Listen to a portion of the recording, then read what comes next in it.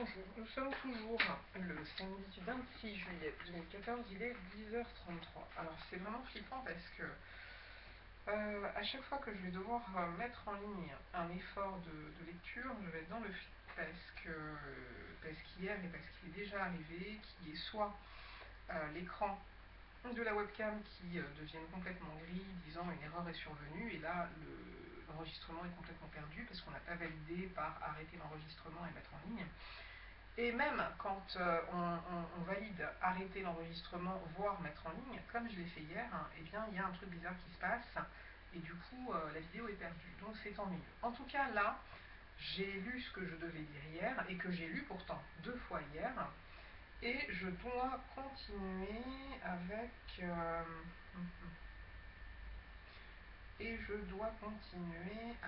le chapitre 11, 12 et 13. Alors ça va, le 12 est le 11, le 12 sont relativement courts. Le 13, ouais, bon, ça devrait aller. Ok, donc toujours 2 chroniques, chapitre 11, 12 et 13. 2 chroniques, chapitre 11. Roboam, arrivé à Jérusalem, rassembla la maison de Juda et de Benjamin, 180 000 hommes d'élite propres à la guerre, pour qu'ils combattissent contre Israël, afin de le ramener sous la domination de Roboam.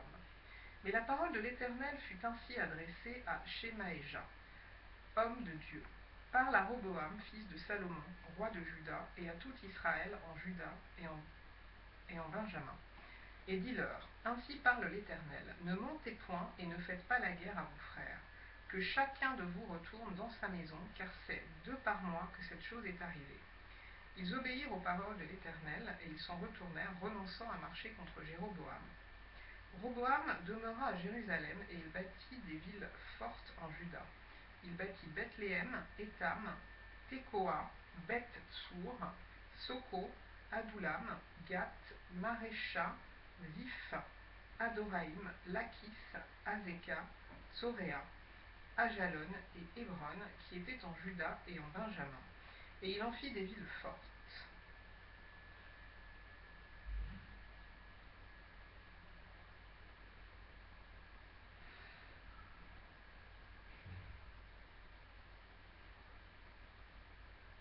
Okay. Il les fortifia et y établit des commandants et des magasins de vivres, d'huile et de vin. Il mit dans chacune de ces villes des boucliers et des lances, et il les rendit très fortes. Juda et Benjamin étaient à lui. Les sacrificateurs et les Lévites, qui se trouvaient dans tout Israël, quittèrent leur demeure pour se rendre auprès de lui, car les Lévites abandonnèrent leurs banlieues et leurs propriétés, et vinrent en Juda et à Jérusalem, parce que Jéroboam et ses fils les empêchèrent de remplir leurs fonctions comme sacrificateurs de l'Éternel. Jéroboam établit des prêtres pour les hauts lieux, pour les boucs et pour les veaux qu'il avait faits. Ceux de toutes les tribus d'Israël qui avaient à cœur de chercher l'Éternel, le Dieu d'Israël, suivirent les Lévites à Jérusalem pour sacrifier à l'Éternel, le Dieu de leur père. Point. Ils donnèrent ainsi de la force au royaume de Juda et affermirent Roboam, fils de Salomon, pendant 3 ans, car ils marchèrent pendant 3 ans dans la voie de David et de Salomon. Roboam prit pour femme Mahalat, fille de Jérimoth, fils de David, et d'Abishaïl, fille d'Eliab, fils d'Isaïe. Elle lui enfanta des fils, 2 points, Jéhouch, Shemaria et Zaham. Après elle, il prit Maaka, fille d'Absalom. Elle lui enfanta Abijah, Ataï, Ziza et Shélomith. Roboam aimait Maaka, fille d'Absalom, plus que toutes ses femmes et ses concubines, car il eut 18 femmes et 60 concubines, et il engendra 28 fils et 60 filles.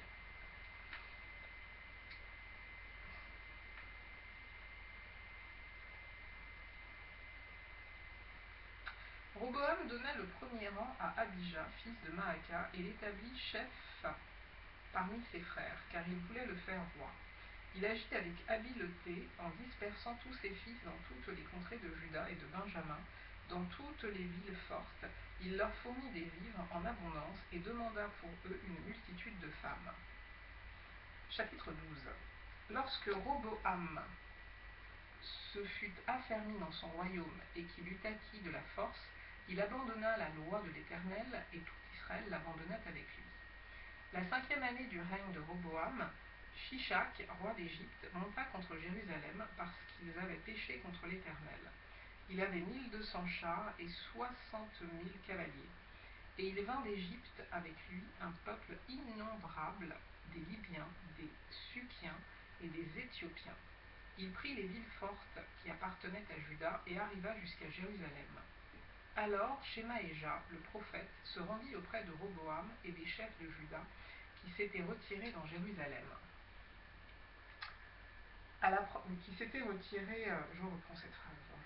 Alors Shemaéja, le prophète, se rendit auprès de Roboam et des chefs de Juda qui s'étaient retirés dans Jérusalem à l'approche de Shishak. Et il leur dit, Ainsi parle l'Éternel, Vous m'avez abandonné, je vous abandonne aussi, et je vous livre entre les mains de Shishak. Les chefs d'Israël et le roi s'humilièrent et dirent, L'Éternel est juste. Et quand l'Éternel vit qu'il s'humiliait, la parole de l'Éternel fut ainsi adressée à Shemaéja. Ils se sont humiliés, je ne les détruirai pas, je ne tarderai pas à les secourir, et ma colère ne se répandra pas sur Jérusalem par Shishak. Mais ils lui seront assujettis, et ils sauront ce que c'est que me servir ou servir les royaumes des autres pays.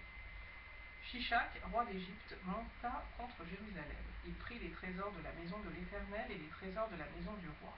Il prit tout. Il prit les boucliers d'or que Salomon avait faits. Le roi Roboam fit à leur place des boucliers d'airain, et il les remit aux soins des chefs des coureurs qui gardaient l'entrée de la maison du roi. Toutes les fois que le roi allait à la maison de l'Éternel, les coureurs venaient et les portaient. Puis il les rapportait dans la chambre des coureurs. Comme Roboam s'était humilié, l'Éternel détourna de lui sa colère et ne le détruisit pas entièrement. Et il y avait encore de bonnes choses en Juda. Le roi Roboam s'affermit dans Jérusalem et régna. Il avait 41 ans lorsqu'il devint roi, et il régna 17 ans à Jérusalem, la ville que l'Éternel avait choisie sur toutes les tribus d'Israël pour y mettre son nom. Sa mère s'appelait Naama, l'ammonite. Il fit le mal parce qu'il n'appliqua pas son cœur à chercher l'Éternel. Les actions de Roboam, les premières et les dernières, ne sont-elles pas écrites dans les livres de Shemaéja le prophète et d'Iddo le prophète parmi les registres généalogiques? Il y eut toujours guerre entre Roboam et Jéroboam. Roboam se coucha avec ses pères et il fut enterré dans la ville de David. Et Abija, son fils, régna à sa place. Chapitre 13. La 18e année du règne de Jéroboam, Abija régna sur Juda. Il régna 3 ans à Jérusalem. Sa mère s'appelait Mikaja, fille d'Uriel de Gidéa. Il y eut guerre entre Abija et Jéroboam. Abija engagea les hostilités avec une armée de vaillants guerriers, 400 000 hommes d'élite, et Jéroboam se rangea en bataille contre lui avec 800 000 hommes d'élite vaillants guerriers. Du haut du mont Tsémaraïm, qui fait partie de la montagne d'Éphraïm, Abija se leva et dit, Écoutez-moi, Jéroboam et tout Israël, ne devez-vous pas savoir que l'Éternel, le Dieu d'Israël, a donné pour toujours à David la royauté sur Israël, à lui et à ses fils, par une alliance inviolable?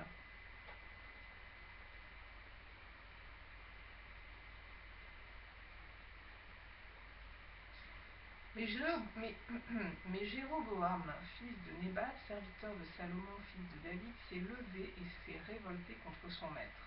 Des gens de rien, des hommes pervers, se sont rassemblés auprès de lui et l'ont emporté sur Roboam, fils de Salomon. Roboam était jeune et craintif, et il manqua de force devant eux. Et maintenant, vous pensez triompher du royaume de l'Éternel qui est entre les mains des fils de David, et vous êtes une multitude nombreuse, et vous avez avec vous les veaux d'or que Jéroboam vous a fait pour Dieu. N'avez-vous pas repoussé les sacrificateurs de l'Éternel, les fils d'Aaron et les Lévites? Et ne vous êtes-vous pas fait des prêtres comme les peuples des autres pays? Quiconque venait avec un jeune taureau et 7 béliers afin d'être consacré, devenait prêtre de ce qui n'est point Dieu. Mais pour nous, l'Éternel est notre Dieu, et nous ne l'avons point abandonné. Les sacrificateurs au service de l'Éternel sont fils d'Aaron. et les Lévites remplissent leurs fonctions. Nous offrons chaque matin et chaque soir des holocaustes à l'Éternel. Nous brûlons le parfum odoriférant. Nous mettons les pains de proposition sur la table pure et nous allumons chaque soir le chandelier d'or et ses lampes, car nous observons les commandements de l'Éternel notre Dieu. Et vous, vous l'avez abandonné. Voici Dieu et ses sacrificateurs sont avec nous, à notre tête, et nous avons les trompettes retentissantes pour les faire résonner contre vous. Enfants d'Israël, ne faites pas la guerre à l'Éternel, le Dieu de vos pères, car vous n'auriez aucun succès. Jéroboam les prit par derrière au moyen d'une embuscade, et ses troupes étaient en face de Juda, qui avait l'embuscade par derrière. Ceux de Juda s'étant retournés eurent à combattre devant et derrière. Ils crièrent à l'Éternel, et les sacrificateurs sonnèrent des trompettes. Les hommes de Juda poussèrent un cri de guerre, et au cri de guerre des hommes de Juda, l'Éternel frappa Jéroboam et tout Israël devant Abija et Juda. Les enfants d'Israël s'enfuirent devant Juda, et Dieu les livra entre ses mains. Abija et son peuple leur firent éprouver une grande défaite, et 500 000 hommes d'élite tombèrent morts parmi ceux d'Israël. Les enfants d'Israël furent humiliés en ce temps, et les enfants de Juda remportèrent la victoire, parce qu'ils s'étaient appuyés sur l'Éternel, le Dieu de leur père. Abija poursuivit Jéroboam, et lui prit des villes, Béthel et les villes de son ressort, Jéchana et les villes de son ressort, et Éphron et les villes de son ressort. Jéroboam n'eut plus de force du temps d'Abija, et l'Éternel le frappa et il mourut. Mais Abija devint puissant, il eut 14 femmes et engendra 22 fils et 16 filles. Le reste des actions d'Abija, ce qu'il a fait et ce qu'il a dit, cela est écrit dans les mémoires du prophète Iddo. Abija se coucha avec ses pères et on l'enterra dans la ville de David, et Asa, son fils, régna à sa place. Voilà, donc là c'est bon, je ne vais pas forcément continuer, même si dans l'absolu c'est possible, mais il est déjà 10h45, nous sommes samedi matin. Moi j'ai toujours un peu le flip, parce qu'on vit comme dans une très grande ville et dans une région qui est comme assez surpeuplée pour moi. Et j'aime bien être en décalage, c'est-à-dire que quand j'ai envie d'aller faire des courses dans les magasins, des trucs comme ça, les jours où la plupart des gens sont censés être au boulot, comme dans la semaine, ça peut aller. Mais j'évite avec soin les sorties de boulot et le week-end. Voilà. Même s'il y a une minorité de gens qui bossent le week-end, la majorité ne travaille pas. Donc du coup, on la retrouve en train de faire ses courses. Et là, j'ai un truc à faire normalement depuis hier que je n'ai pas fait. Je ne sais même pas pourquoi. Mais je crois que c'est... Enfin bref, là je pars dans des élucubrations, c'est bon. Allez.